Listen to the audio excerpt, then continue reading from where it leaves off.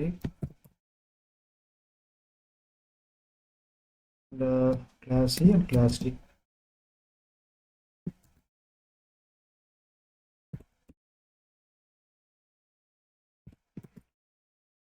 The 4 classes are there. So I have taken 4 classes, right? So let us represent these classes,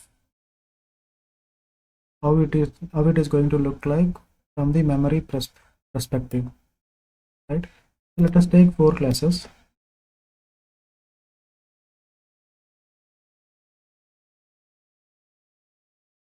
So these are the 4 classes. So I am writing these classes: class A,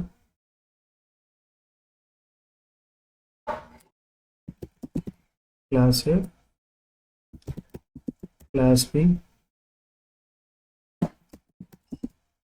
class C. So this one is class A. So let us understand the possibilities. So let us say that I am extending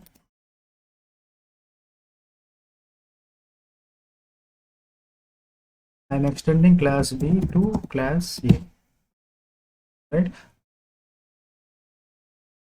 So the class B is extending to class A. So what kind of inheritance is this? If you try to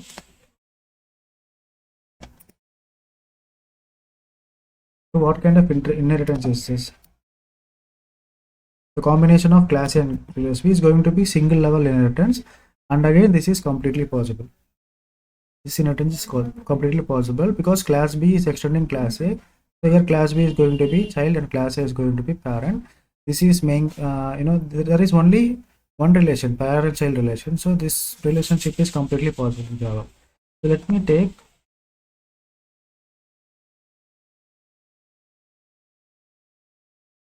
so class D is extending to class B. Now try to understand this in diagrammatical representation. So how does it look like? So this is how it looks like. So class D is extending to class B. So again, this is also possible in Java because if you just try to observe this class A, class B, class C. So this is one single level inheritance and this is another single level inheritance. So this 3 classes is maintaining a multi-level inheritance. So this is the grandparent class, this is going to be the parent class, and this is going to be the child class. Right? If you take the if you represent this hierarchy from the child's point of view, this is child, this is parent, this is grandparent. If you represent this hierarchy from the parent's point of view, this is going to be parent, child, grandchild. You can represent that in both ways. You can either represent from bottom to up or top to bottom. If you are representing from top to bottom, this is going to be parent, child, grandchild. From bottom to top, this is going to be child, parent, grandparent. So this is keeping up the what kind of inheritance is multi-level inheritance. This is possible. So again, let us assume that if I am trying to build a relationship between class C to the class A. So here class E is extending class A. Okay. So again, create a diagram. This is class C, this is class A. He asked me this is possible, not possible. This is also possible in Java. Why this is possible in Java? So it is not, nowhere you can see it is maintaining a multiple inheritance. So if you take this two, if you consider this two, class A, class B, class A and class B is maintaining single level inheritance. Class A, class A, class C is maintaining single level. Class A, class B is also maintaining single level. And if you see class B and class D is also maintaining single level. If you take class A, class B, class D as a whole, it is maintaining multi-level inheritance. So that there is nowhere you can find multiple inheritance. Right? So this is also possible. We can also say that it is a combination of hierarchical inheritance and a single level inheritance. Right? Nowhere you can see multiple inheritance here. Right? So now let's say in the class D I am extending class B as well as what I am trying to extending it to class C. class B, comma class C. So class D is extending class B, comma class C, right? So now the diagram is going to be like this. If you take this as a whole, this is called as hybrid inheritance because there is at least one multiple inheritance. Take it as a whole, it is called as hybrid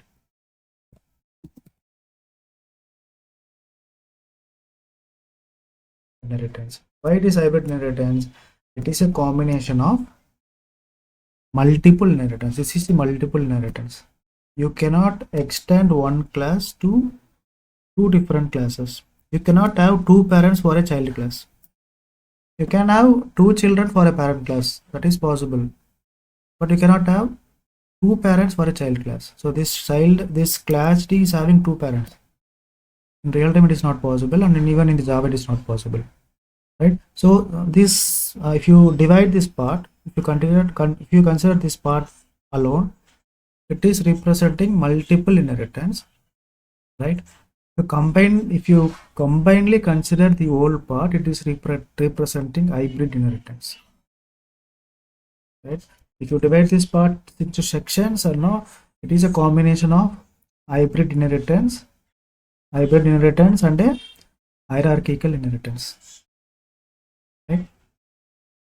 So I mean, it is a combination of multiple inheritance and hierarchical inheritance, which is giving you what hybrid inheritance, right? So whenever if you come across a situation like this, for example,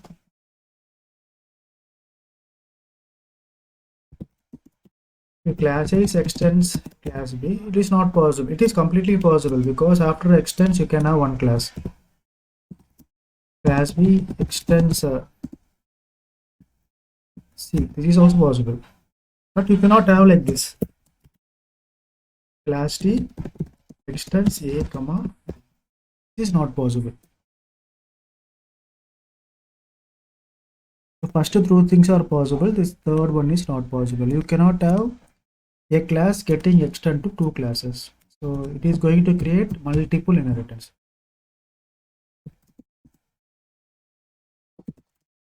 Not possible. These two classes, these are possible scenarios. This is not possible, right? So one more inheritance is there that is not that is irrelevant to Java, but still you can understand that the last inheritance is cyclic inheritance.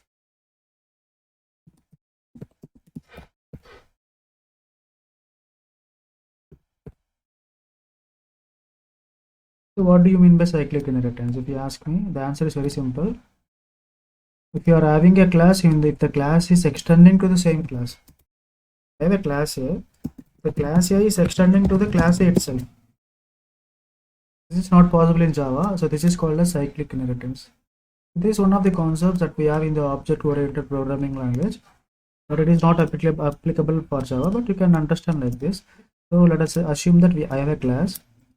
If this class is extending to itself, right? So this is called a cyclic inheritance.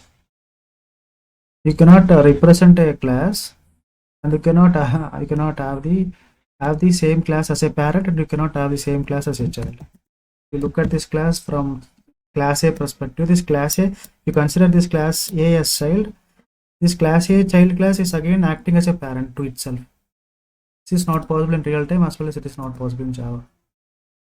A child cannot be a parent and a parent cannot act like a child. They both, I mean, a single class cannot take the two places, which is child as well as parent. And this is called a cyclic inheritance. Let's just type S in the chat box if you have understood the concept till now.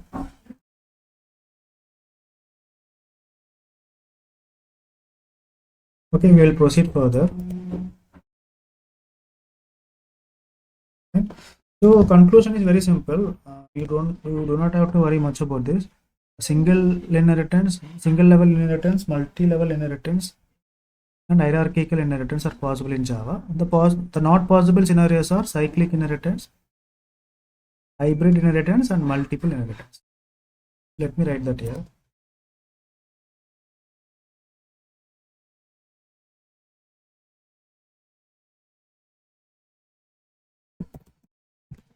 possible, possible, single level, multi-level, multi-level, and the last one is what? Hierarchical.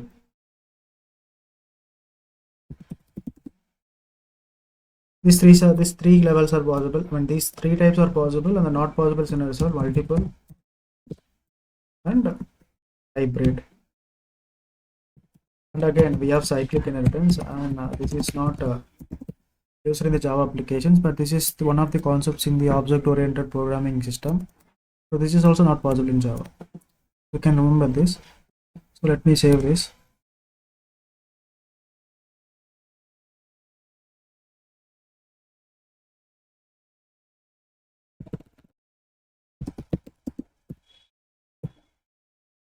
Class 8. Class 8. So today we are going to discuss a new concept. This is very important concept. So, I mean, all the concepts are important, but this concept is also one of the concepts that you often come across in the interviews. What is that concept? Let's see that.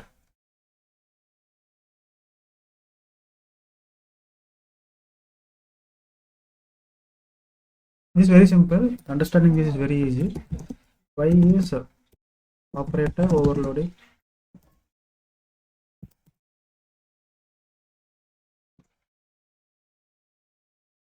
Is not possible in Java. It's not supported in Java, you can say.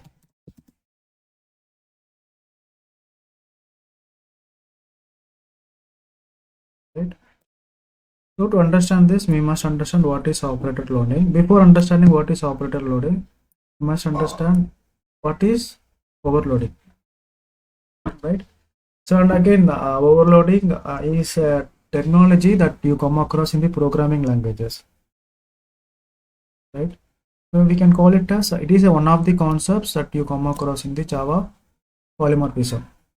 I will tell you what is it. So to understand this, we must understand what is polymorphism in Java. This is a prerequisite.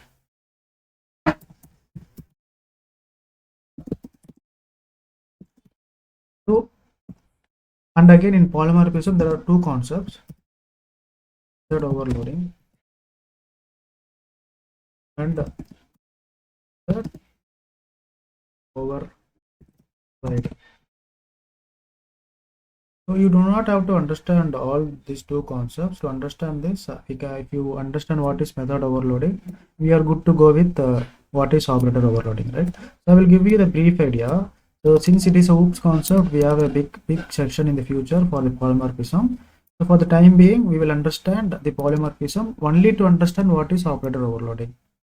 We will acquire knowledge till what is operator overloading. Once we have this knowledge, then it will be very easy for us to proceed further. Right? Let us understand what is polymorphism Java.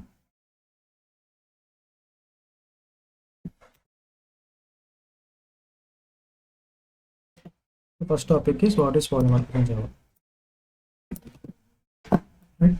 So definition says it is a like when you try to represent yourself in many forms. What do you mean by that? When you try to represent yourself in many forms, it is called as polymorphism. Right? Let me put it in words. So polymorphism is a Greek word. It says poly means it is a Greek. The word has been baptized from the Greek language. So poly means many. Right? Morphs means forms.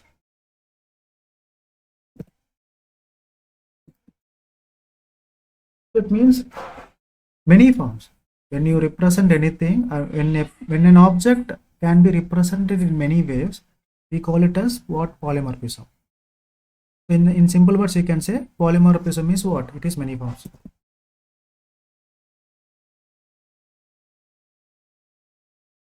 It's many, right? So in Java, before understanding what is polymorphism Java, I would like to understand this in a better way. So what do you mean by that? If you ask me, For example, let us say that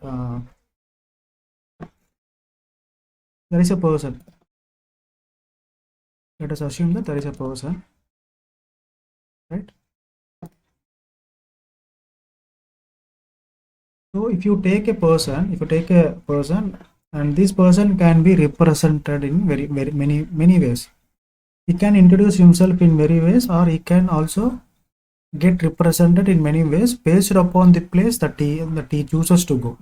For example, if this person is like he stays in home, he can be represented as a child to his parent, right? If he is married, he can also be represented as a parent, right? If he is married, he can be represented as a parent in his house, right? If he is going to work, so work in the sense a work location, any work location. In the work location, he can be represented again in a different way, right? In the work location, he can be represented as an employee, right? Let us consider that in a different location, like if he is traveling, to visit places, he can be represented like traveler. I mean tourist. He can say that he is a tourist. He is visiting any tourist spot. He can be introduced himself as a tourist. Likewise, a single person can have many representation, not identity. Identity will be same. You talk about his identity.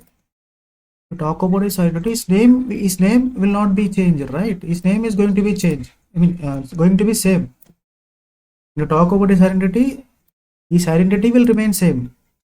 But when you talk about his behavior in the sense, this person behavior will be changed according to the places that he visit.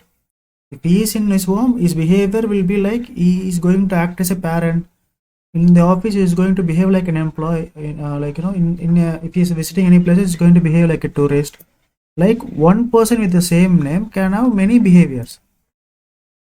So this is another behavior, and this is you keep adding the behaviors according to the places that he visits, right?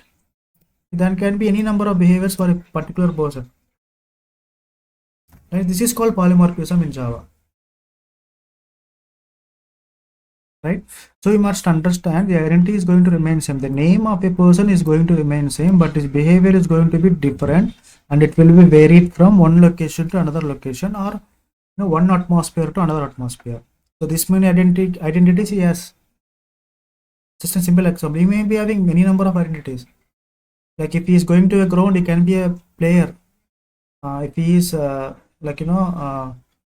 he is going to a temple, he is a pilgrim, right? Many identities we can have. So how do we represent this? I mean, how do we take this analogy in the Java from the Java perspective? If you ask, very simple. Right, in Java, we have a method. For example, one method can be represented in many ways. Okay, right? If I put that in theory,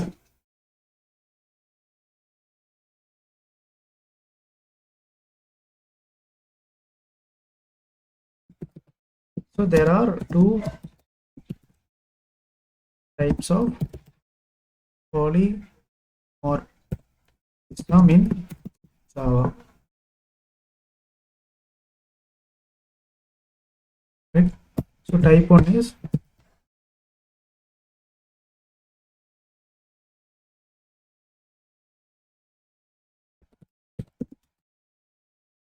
compile time polymorphism.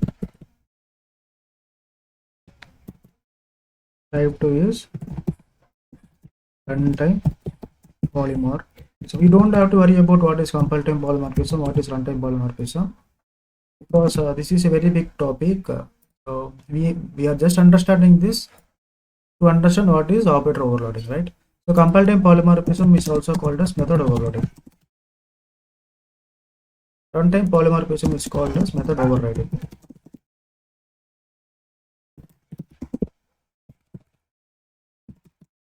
So let us forget about this runtime polymorphism for now. We will understand what is method overloading here, which is also called as compile time polymorphism, right? Let me write what is method overloading.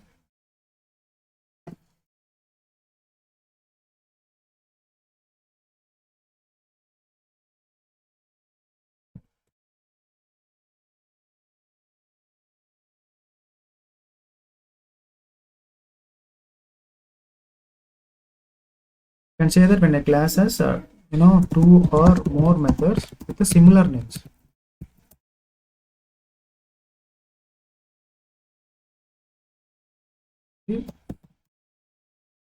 The similar names. So we know that what is a method call at the time of method call. The methods will be recognized as per the parameters that we pass inside.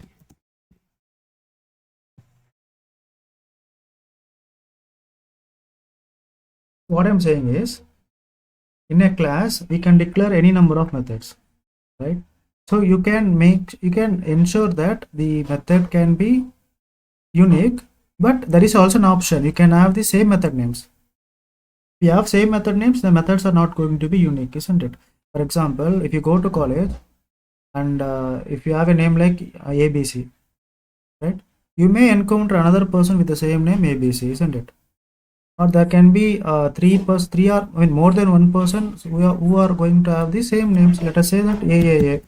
So this AAA can be, it is not common to a person, right? It can be even some other person can be called by the same name. They can be having the same name, right? If the three persons are having the same name, how they can be recognized? Secondly, they can be recognized with their initial, isn't it? So again, if you find the three persons are holding up the same initials, right? So what could be the identity for this? The another identity could be not address. Right? Again, if you're finding these three persons are coming from the same location, address in the sense I'm talking about the location, which means in this example, let us take that they are from Chennai. All the three persons are from Chennai. What could be the another identity? Like we can track this person. So in order to avoid this confusion, the college people are going to generate an unique ID, which is called as roll number. So in this case, they got separated. I mean, they got the unique identity not because of their names, not because of their initial and address. The unique identity now depends upon the roll number. Roll number is not going to be unique, isn't it? That is how we can trace the person who are holding up the same identity. We can generate the unique. We can generate our own uniqueness, right? So if you want to apply the same concept in Java programming language, how to produce that uniqueness? We are saying that we can have same method names in the same class. So how to produce the uniqueness, right? In order to produce that uniqueness, we will pass the arguments. We will pass the different arguments. So that is how the uniqueness could be generated. This mechanism is called as what? Method overloading. So we are here to discuss about operator overloading. So in order to understand that operator overloading, we need to first understand what is method overloading.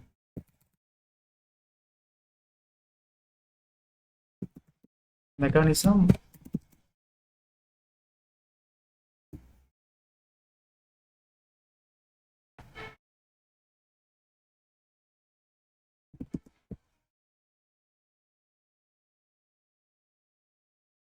mechanism called as method overloading in Java.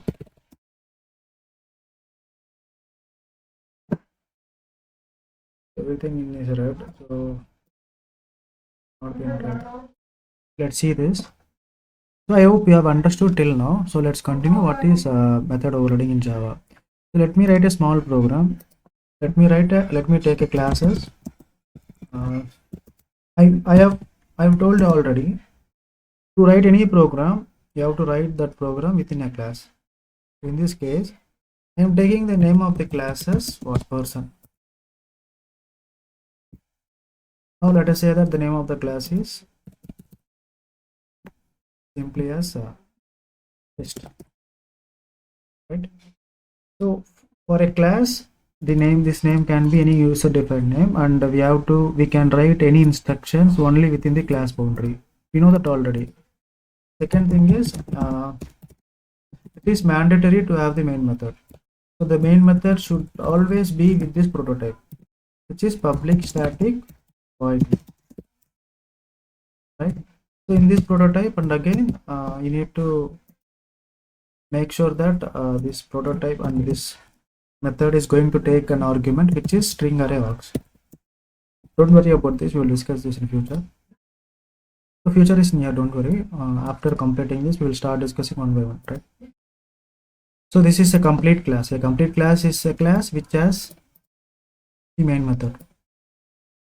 Right? This is an executable class. It is not complete class, it is an executable class. You can execute this class because during the execution, during the compilation and execution, what the compiler requires, compiler will make sure that if the developer has declared the main method or not, right? If you are not declaring the main method, the execution will not happen. Right? Let us try that as well.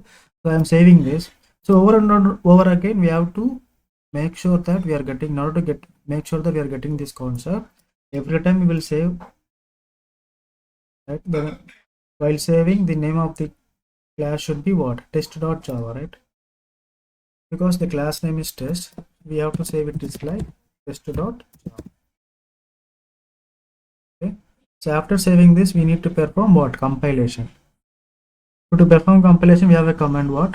Javac. Javac stands for Java compilation space class name dot java.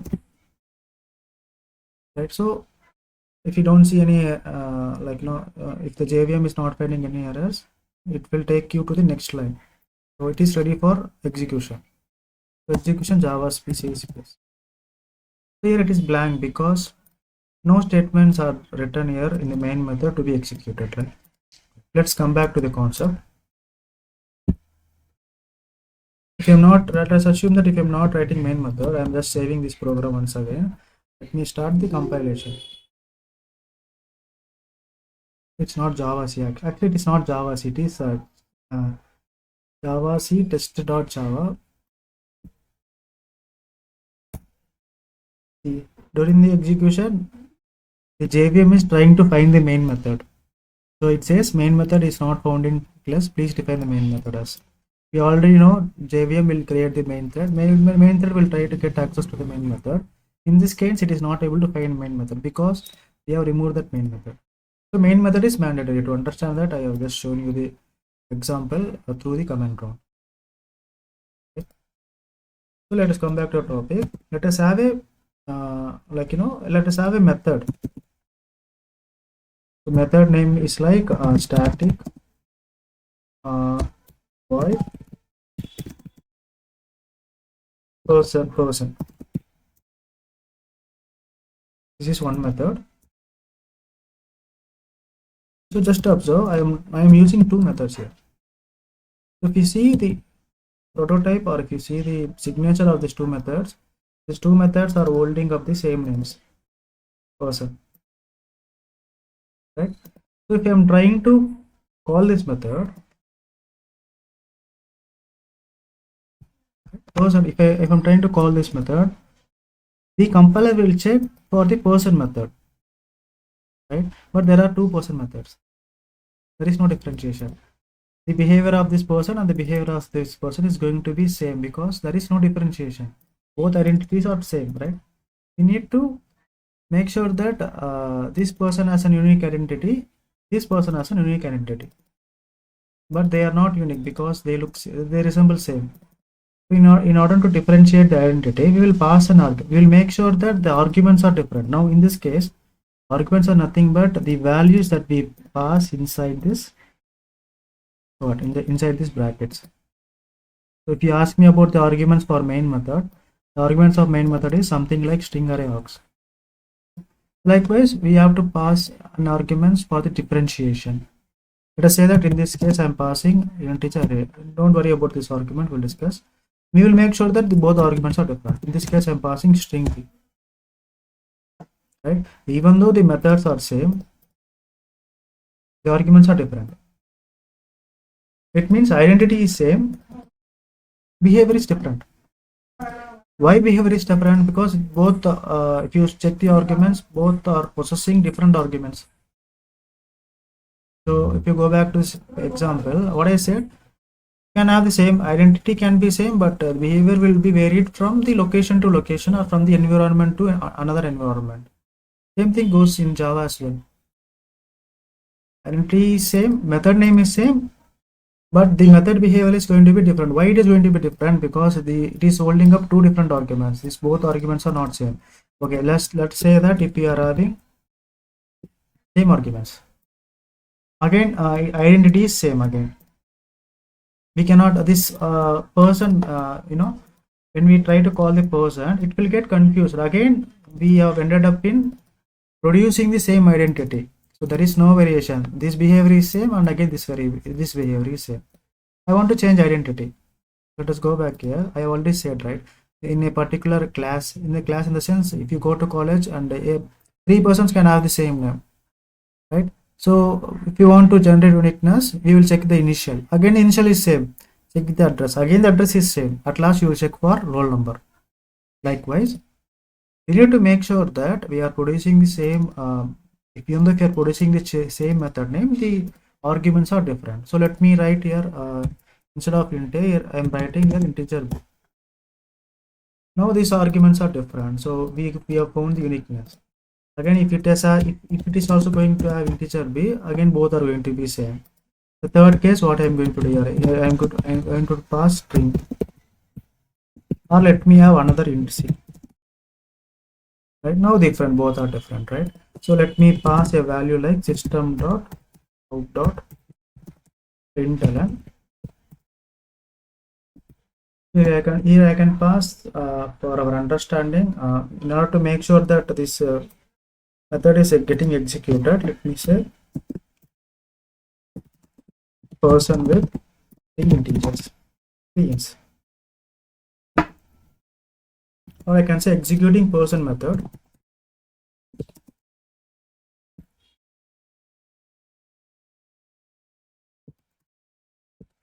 with three integers, not two. Here I can copy this and I can paste it here. Executing person method with two ints, because we are passing two integer values, right? So if I call this person, so the compiler will see if the person method is existed or not, right? But if you see person method is existed, but no argument method is not existed, so we have to pass the arguments, right? So in the first case, if I want to really execute this method, I will be passing three integer values. You can pass any values. Let it be like 1, 1, 1, because 1 is representing integer, so three integer values.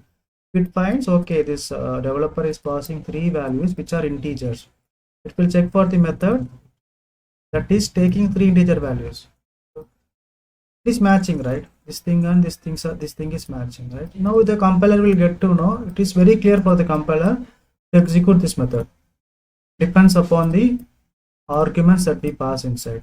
So identity is same, but what is making the difference? The arguments that we are passing here, that is making the difference. This is called as behavior. Behavior is getting changed. How it is getting changed? It's getting changed because of the arguments that we pass, right? What if I want to execute this method? Right? So I can copy and paste and just pass two integers. Right? So this method will be executed. What if I do this? It will check for the method with zero arguments, right? If you see person, identity person, the method name is person, that is completely, it is matching, but this is not matching. There is no method with zero arguments, right? So it will throw compile time error. It will say unable to find the symbol, something like that. First two cases it will be clear. Third case it is unclear, because even though we have the method by the name of person, the arguments are not matching, isn't it? That's why it will say like this. Unable to find a suitable symbol, something like that, right? So from this example we can conclude what? We can conclude that, let me run this and show you. Java C space start Java, right? Java space test. See, executing person method with three ints, executing person method with the two ints. So this is how we are expecting, right? Let us trace this program. This is called as what? Method overloading. This is simply called as, it is very easy. We do not have to think worry much about method overloading. It is a very simple concept in Java. Oops concepts are really easy, but we have to focus on the loopholes. You have to focus on the logic and the loophole. Sometimes you may encounter some problems while drafting the methods with the same name. This is the program. Let us understand this program. So every time when you are trying to, like, execute the program, your thinking should be like this. What? Firstly, you have to make sure that you have to think from the developer's points of view, how the program can be, what are the changes that the program is going through before actually getting executed, right? First thing it will the program needs to be saved with the .java extension, and the name of the file, the name of the .java file should be same as the class name. Here it is test.java. After this, what? Compilation, right? Compiler, it will generate the dot class file. Here we have only one dot class file, it is like test.class, and this test.class file will be loaded into the JVM. Now JVM, it will while executing the test.class file, it will simultaneously going to create what? Main method. Main thread. This is how the main thread looks like. This main thread will try to get access to the main method, right?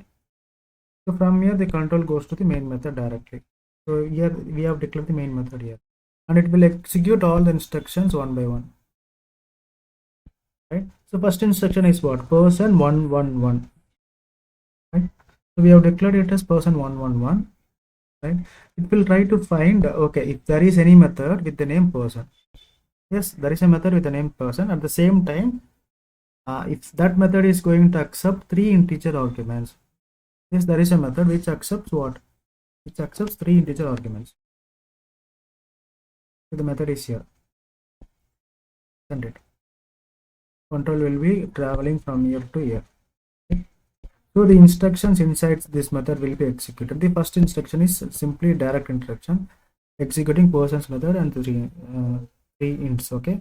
After this, the control will come back to the place where the control was left, right?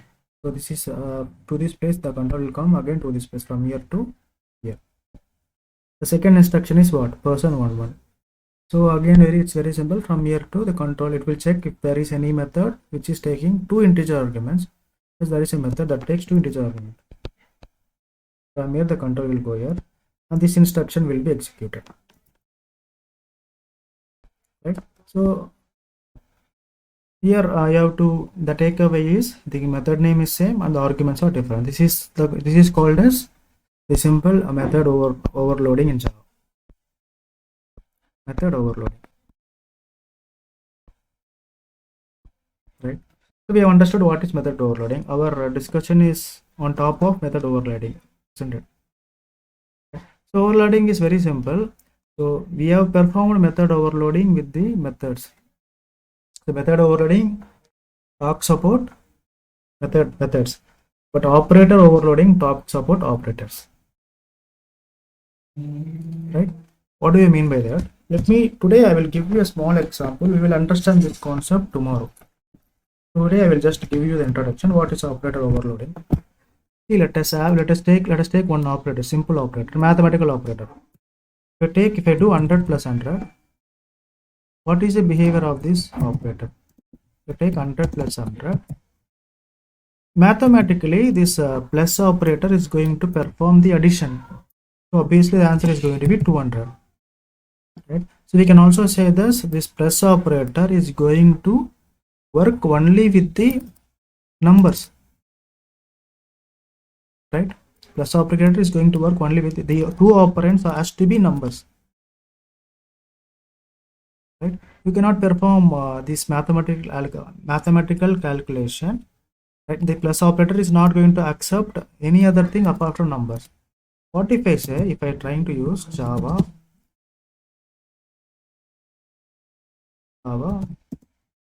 plus, so mathematically, if you try to concatenate 2 strings Java plus Java, it's not possible mathematically. I'm talking about mathematically.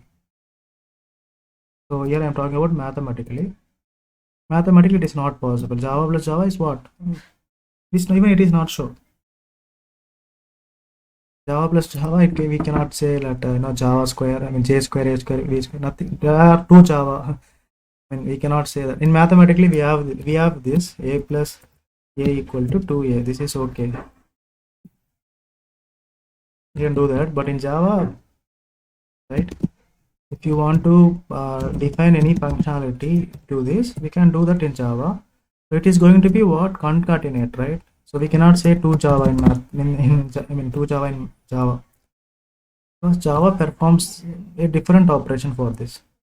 It is expecting two operands as a string or as a word. Right? The output is going to be Java. This is called what? Operator overloading. It is like the behavior of an operator. The behavior of an operator is changing according to the operands. So here the operands are numbers. Here the operands are words. Right? The behavior is getting changed. Here it is direct evaluation. 100 plus 100 equal to 200. It is not direct evaluation. If it is direct evaluation like max, we have to get 2 Java. It is not direct evaluation. It is direct concatenation. It is attaching these two strings and giving it as an output. It is called operator overloading. But operator overloading is not possible in Java. But these things are possible, and this is called as operator overloading. We can achieve this in Java, but in Java, operator overloading is not possible. So why they are saying it like that? If it is not possible, why these things are happening in Java? We'll understand that tomorrow. By definition, by universal definition for Java, the operator overloading is not possible in Java, but it performs operator overloading internally. This is one of the examples, right? If this is possible, then why they are saying it as operator overloading is not possible in Java? We'll understand that tomorrow, because it is going to be a little big topic, right? Once we understand that, then this concept will be very clear why operator overloading is not supported in Java. This is one of the most of the time you face this interview questions for even in the pressure level as well as in the experience level. So need to put much concentrate on this. And again, this method overriding is something that we will discuss in the OOPS programming, the OOPS concept. And again, we will have a brief discussion on this method overloading. Okay, this polymorphism concept is going to be a very big concept. It will take at least 1 week to complete. But to understand this operating overloading, this much knowledge is required. That's why I've explained you all this, right? Just type as in the chat box if you have understood till now.